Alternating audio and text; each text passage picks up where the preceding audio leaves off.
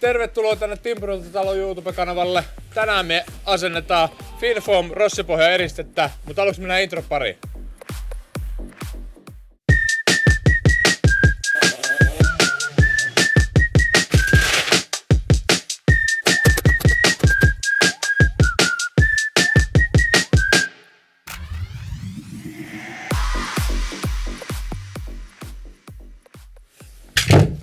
Tämä video on tehty yhteistyössä Finfoamin kanssa. Nyt mä aluksi näytän, miten tämä aloitus tehdään.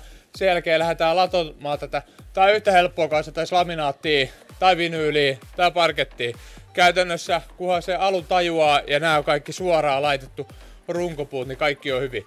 Mutta ennen sitä te pääsette sen verran hyppää ajassa taaksepäin, kun näette, miten nämä alkurunkopuut tänne asennetaan.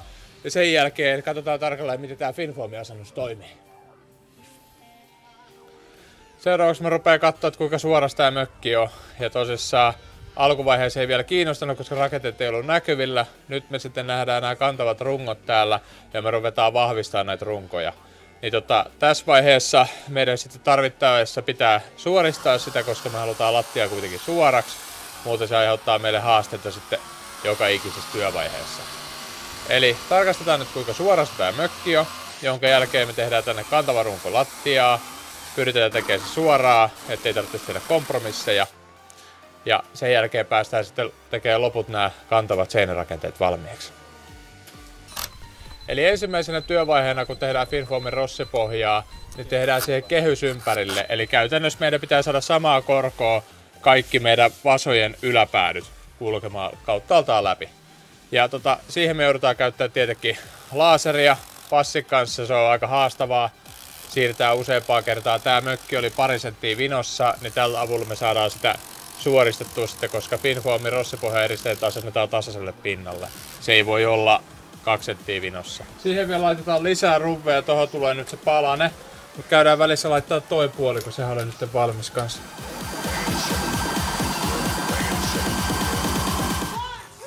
Kanittaa jossain. Ja kyllä sinne kanittaa, jos tulee sähköjohto väliin se.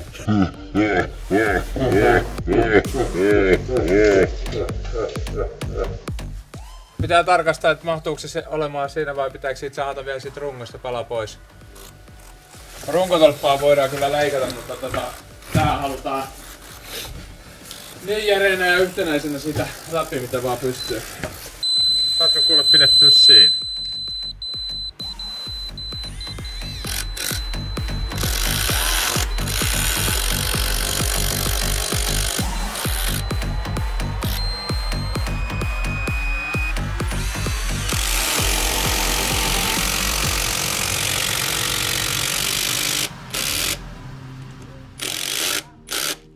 Sen takia tästä ei tarvitse katsoa korkoa, kun tämähän me katsottiin silloin, että tää oli korossaan ja se on koko matka, niin toi päätyykin, niin tää laitetaan samaa tasoa tästä, niin sitten tuolta keskeltä taas joudutaan katsomaan.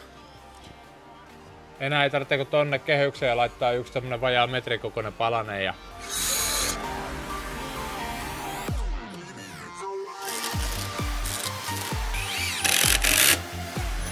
syy minkä takia me käytetään ruvveja nyt tässä vaiheessa on se, että me saadaan tästä kiinteä palkki. Et samalla me paksunnetaan näitä meidän olemassa olevia kantavia palkkia, jonka päällä kaikki seinät on. Niin me halutaan lisää sinne turvaa, niin me vedetään kaikki ruvveilla sinne kiinni, jotta saadaan siitä palkista yhtenäinen. Ja sen jälkeen kun se on kunnolla siellä kiinni, niin me vielä tikutetaan se nauloilla. Koska ruvveen ongelma on se, että nämä ei kestä semmoista talon elämistä tai tämmöistä niinku vääntämistä. Jos olette joskus kokeillut, niin pari kertaa kun lyö ruvviin, niin se menee poikki.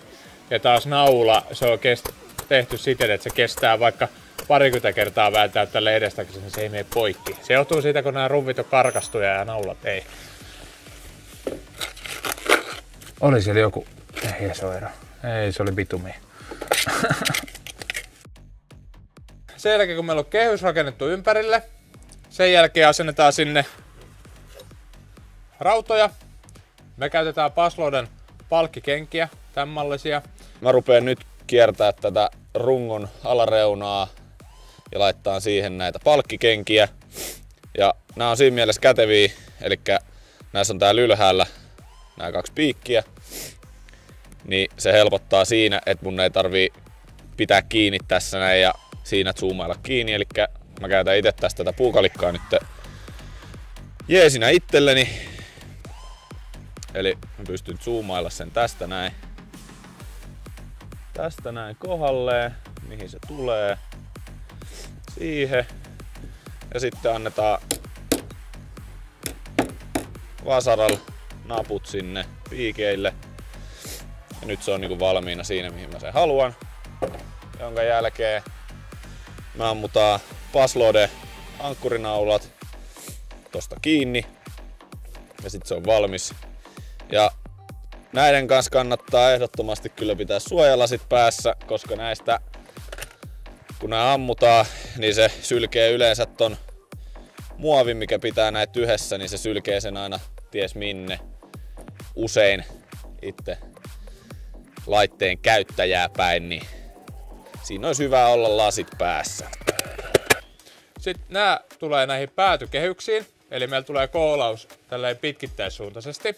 Tähän väliin rakennetaan myöskin palkisto, joka kantaa sitten keskeltä, ja tarvittavat jatkokset pitää aina tehdä palkiston päälle. Ja se kohta sitten sidotaan myöskin kulmaraudoilla, jotta saadaan se kehikko pysymään kasassa, ettei se lähde sitten menemään mutkalle.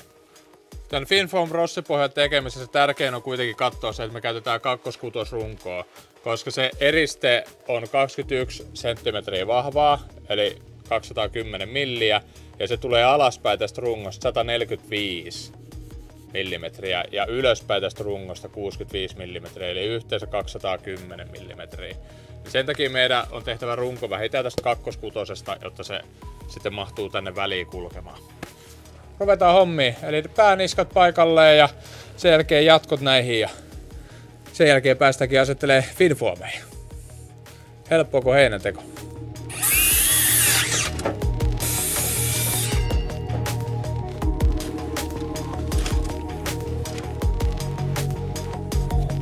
Se on jämpti, kun ottaa ainakin perustuksesta kannan. Onko sä ampunut vielä yhtäänkin? Taukonappi pois päältä.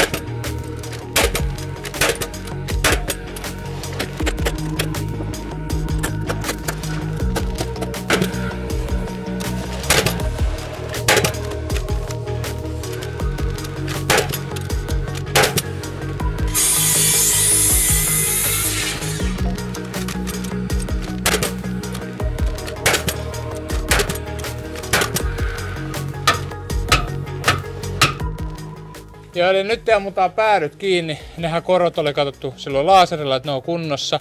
Eli nämä tolpat on 50 mm kertaa 150 mm. Niin nämä on hiukan kierroja, ne pitää tossa saada kuitenkin jäykistettyä siten, että nämä menee oikeasti 600 jaolla, eikä olisi ihan hirveitä mutkia, koska muuten meillä tulee Finfoam eristeiden kanssa hankalaa. Katohan, että täällä on vielä löytöjä, otetaan nää pois, ei haluta näitä tänne jättää sisälle, vanhoja runkorakenteita. Näissä palkkiraudoissa se hyvä puoli, kun toisella puolella on 4 naulaa ja toisella on sitten 3. Ja ne menee ristiin, eli silloin kun sä ammut jokaisesta läpitte, niin ne ei osu toisiinsa ja se on maksimaalinen kiinnitys. Ja näissä Pasloden kaikissa kulmaraudoissa ja pienmetallitarvikkeissa on mun mielestä se hyvä puoli, että ei tarvitse miettiä, että kestääkö se puu, jos ampuu kaikista tai mistä kohtaa voi ampua. Ne on laskenut se ja standardit on hyväksytty, vaikka se ampuisi mistä kohtaa tahansa kiinni, niin se kestää. Ja joissain kulmaraudoissa meinaa niin paljon reikiä, että jos ammut ne kaikki täyteen, niin se puu halkee sieltä pohjalta. Niin se on jopa vähän vaarallista semmoiselle ihmiselle, kuka ei tiedä niiden kestävyyksiä.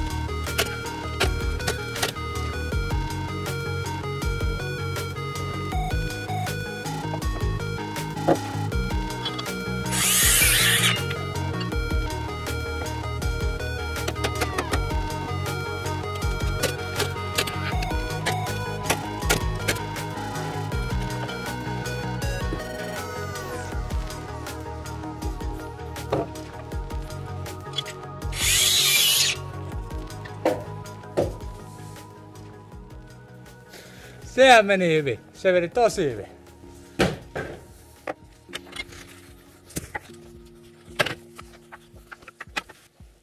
Seuraavaksi sitten viritellään laaseri. Katsotaan nää korkoa ja sitten laitetaan kulmaraudat tänne keskilinjoille.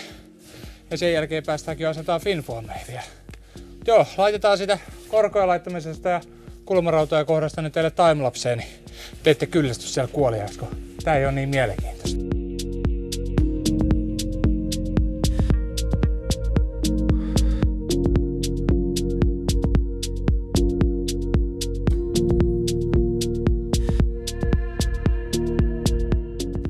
Eli tässä aloituspäädyssä on urospontti ja toisessa on naaras, eli se jää tolleen auki. Niin me aloitetaan tällä uroksella laittaa se tonne. Tärkein on, että me saadaan nimenomaan se naaraspontti aina tonne eteenpäin, koska asennus tapahtuu siten, että se edellinen, kun on tässä, niin se vaan uusi pala, niin se painetaan siihen päälle. Että se menee sinne kohdalle. Ja se ei tietenkään onnistu, jos tää on tuolla päin, niin sahataan se pätkä siitä pois. Tätä voi työstää vaikka käsisahalla, mutta moottorisaha on oikein kiva lelu tämmöisessä. Otetaan suojalasit päähän.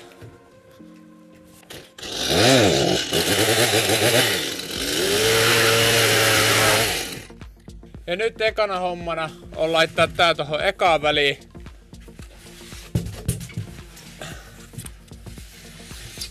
Mut tähän tietenkin joudutaan tehdä muutamia pieniä hifistelyjä, että koska tää menee hiukat tonne edellisen päälle, niin me joudutaan täältä leikellä tosta pieni kulmapala pois ja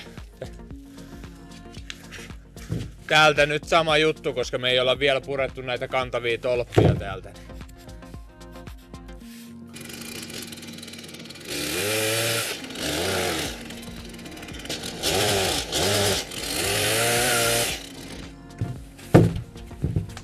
Se pitää tasaisesti laskea, mutta se ei mene sinne. Ja sit jättää sinne päähän noin semmonen 1,5 senttiä. Sentti olisi ideaali, mutta jos jättää vähänkin alle, niin sit toi vaahtopistoli on hankala saada sinne väliin. Niin jätetään se 1,5 senttiä, niin se on helppo vielä vaahdottaa. Eli laitan se sieltä nyt 1,5 sentin päähän. Sanotko se on? Mä voin täältä vähän taputella. Onko? Sitten tohon astu päälle. Tasaisesti. Hyvä. Kävele läpi. Helppoa kuin heinäteko. Sitten ei muuta kuin seuraava palanen ja vikassa sitten samalla tavalla taas katkaista ja jätetään sinne pikku rako päähän. Nää siis vedetään uretaanilla täyteen. Sen takia nää vedetään uretaanilla, koska silloin se saadaan tiiviiksi. Jos me oltais vaan asennettu tää tuohon päähän, meillä on täällä kulmaraudat ja noi erilaisia raudat löytyy, niin se ei onnistu.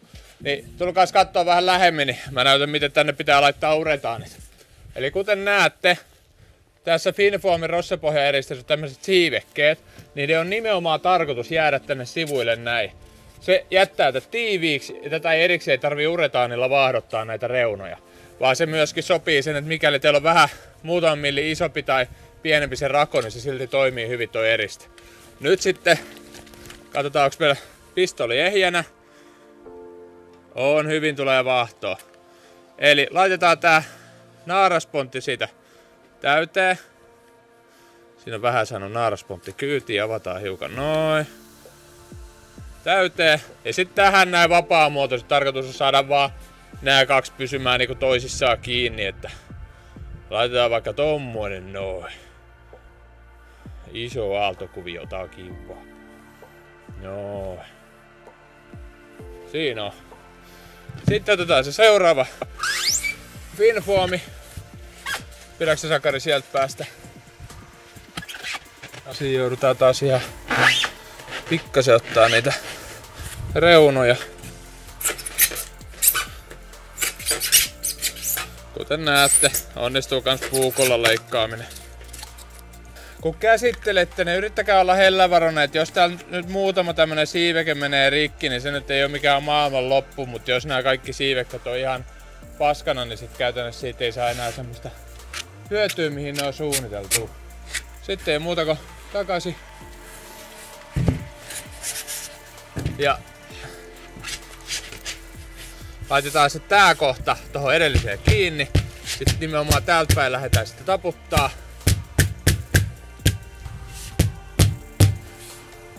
Potkaistaan suurimmat loskat. Sitten antaa palaa. Vielä kerran. Loistava. Eli tästä päädystä mitta tänne. Eli 107 oli tiukka mitta. Tää on tämmönen näppärä keino, jota pystytte sitten kotonakin käyttämään. Eli 107 oli tarkka, otetaan 105,5. Eli mä laitan nyt tonne vaan etusormen tohon mitan reunaa. Ja vedän tästä suoraan viivaimella näin ikään. Siitä kohtaa poikki. Ja tästä taas sama juttu. Piti jättää tuolta päästä 1,5 senttiä vajaaksi ja 2 senttiä, 1,5 senttiä sitä luokkaa, jotta saadaan sitten taas sinne päätyy se uretaani.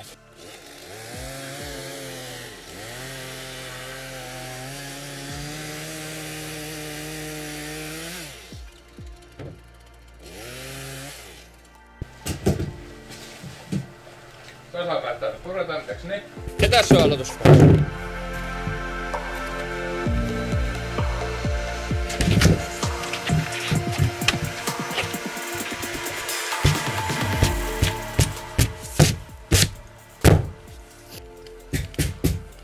Muistakaa sitten ennen kuin rupeatte asettamaan Finfoamia, niin kattokaa nämä pohjat kuntoon, että mekin täältä haravoitiin lehtiä ja kaikkea muuta entisen rakennusajan roskia pois.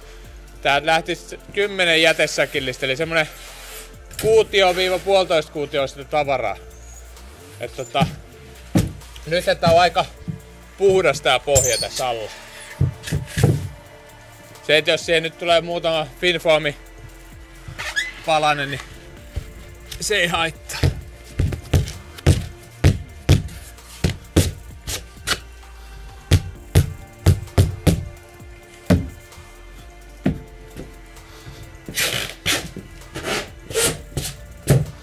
Sitten taas pikkupusu sieltä. Loistava. Joo, siihen ei saa potkia, vaan siihen niinku alaossa.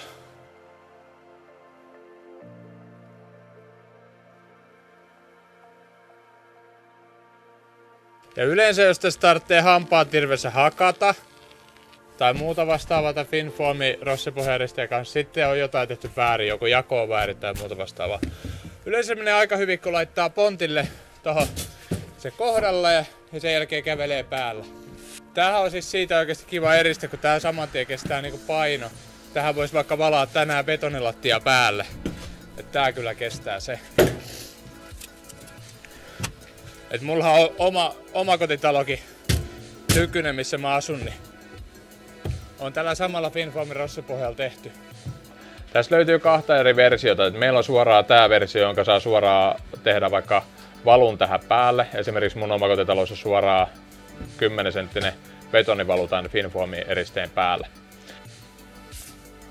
Eli nyt Finfoamin viimeisen palan kanssa asennuksen voi tehdä 2 eri tavalla. Toinen on se, että se leikataan ihan tälleen suoraan, näin ikään. Ja sitten kun se asetetaan sinne, tää puoli tulee rungon päälle ja tää tulee sitten sinne esimerkiksi sokkelin reunan päälle, jonne tänne alareunaa vaan ropattu, esimerkiksi vaikka kakkoskakkonen kiinni. Mutta me haluttiin samalla vahvistaa tätä koko mökin runkoa, niin me lisättiin sinne se alapää. Ja nyt tarkoittaa sitä, että meidän pitää tehdä tästä T-mallinen. Eli meidän pitää tästä leikata palanen pois, näin ikään. Jotta me tehdään tässä samanlainen T-mallinen elementtipala, mitä nämä kaikki muutkin on. Mutta ei muuta kuin sirkkeli pariin, eli täältä me tiedetään se on 65 milliä, niin tosta vedetään sirkkelillä.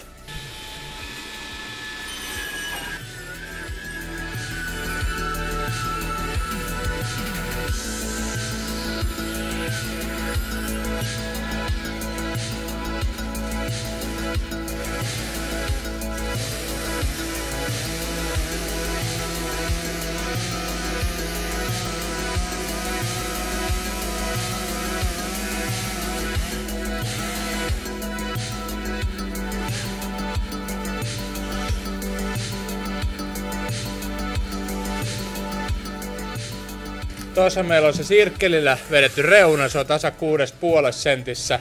Nyt kun se istutetaan tuohon paikalle, niin se menee justiinsa. Ja samalla tavalla taas uretaan nyt sinne päähän. Ja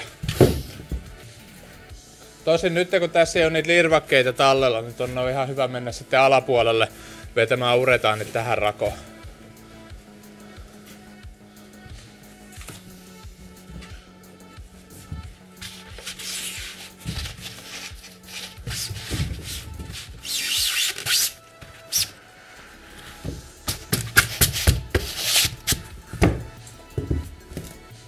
Talo ei ole ihan suorassa tossa linjassa. Ne vedät tonne väliin uretaan, niin sulla ei ole niin paljon ryömimistä siellä alapuolella, kun sä oot sieltä sumutettu.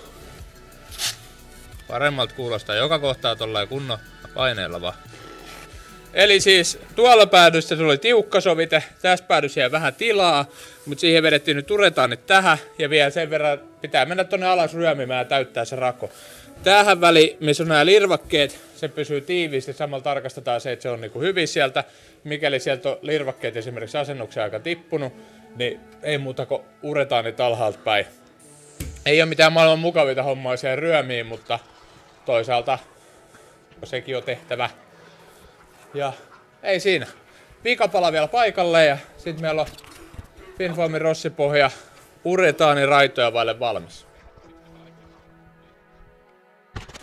Eli täällä oli putkarilla semmonen rautalankamalli, jolla siis kuumaa käytännössä rautalangan tyyppinen laite, jossa on tommonen niinku lenkki ja se vetää vaan tosta läpitte ja silloin siitä tulee suoraan irtoa tää oikein kokoinen palane, jotta se sitten toi peksiputki menee suoraan sinne sisälle näppärään. Tästä päästään suoraan mistä kohtaa tahansa läpitte. Esimerkiksi vessapöntöt voi vetää mihin kohtaan haluaa, ei muuta kuin siitä, jos ei muuta, niin moottorisahalla vaikka läpi. Tai vaikka voi puukolla akkuporakoneella millä tahansa lähtee jyrsimään. Eli tämä muokattavuus on tosi helppoa. Kunhan muistaa vaan sen, että näiden runkoja kohdalta, missä menee tämä lattia runkokoolaus, niin siitä ei tietenkään voida mennä läpitte. Tarvittaessa kaikki sähkövedot, putkivedot saadaan kolottua tänne Finnfoamin rossipohjan eristeeseen. Nyt meillä on esimerkiksi keittiösaarekkeeseen tulee tosta sähköpiuhat. Me tarvitaan kuitenkin sinne sähkö. Niin mä vedin siitä itellä, kun mulla ei ole semmoista hienoa laitet, mitä putkareilla on, niin ei muuta kuin käsisirkkelillä ja sitten puukolla ja vasaralla napsin sieltä. Nyt kun meillä on vedetty se sähköpiuha sinne, ja aina sähköpiuha tietenkin pitää laittaa, kun laitetaan eristeen sisään, niin suojaputkeen, koska muuten se voi ylikuumentua, etc. Mut joo, se on nyt ruvveilla laitettu, ettei se pääse sieltä pois, niin ei muuta kuin uretaanit sitten päälle.